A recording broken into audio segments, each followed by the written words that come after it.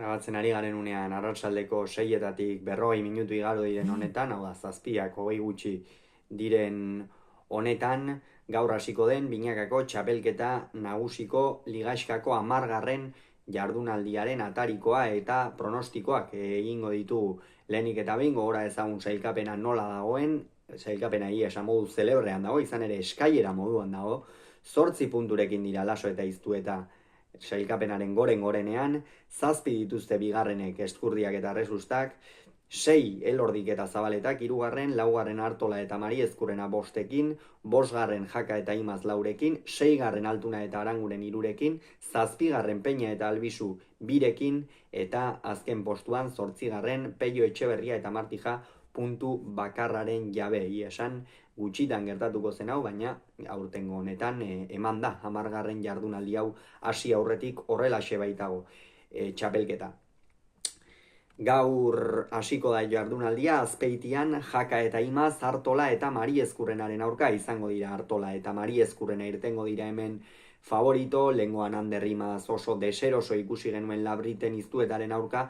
Jaka gustatu zitzaidan, esan babak eltzetik ateratzen saiatu zen, naiz eta azkenerako ez zuen lortu, baina jarreraz eta errematean eta aukera izan zuenean oso fin aritu zen Lizartzarra, eta gaurkoan hala ere ez dute partida erraza izango, atzean Jo Mari Ezkurrenak nabarmena egin du beharko luke, ia da gorabera ezente izaten ari den bikotea dela Artola eta Mari Ezkurrena, batez ere Iñaki Artola denbora asko bajan egon delako, aurrekoan gainera Etxebarrin galdu egin zuten, eta gaurko puntua ezinbestekoa dute bigarren postu horrekin amets egiten jarraitzeko, baina ez dute erraza izango, hala ere atzean Jonek agindu egin beharko luke, horrek noski eriki aukerak murriztu egingo dizkio aurrean errematerako, eta Iñakik baliatu behar ditu, eta Iñakik mugitu behar du ongi pilota. Beraz, Artola eta Mari Ezkurrena hemen favorito. Bihar Mungian, Elordi eta Zabaleta, Peio Etxeberria eta Martijaren aurka.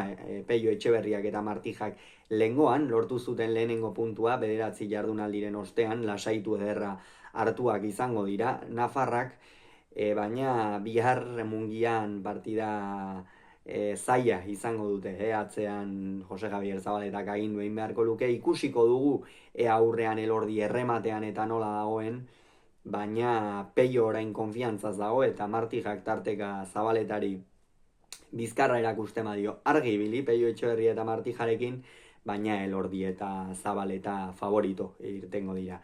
Bihar Iruñeko Labriten ere Altuna eta Aranguren Ezkurdia eta Rezustaren aurka.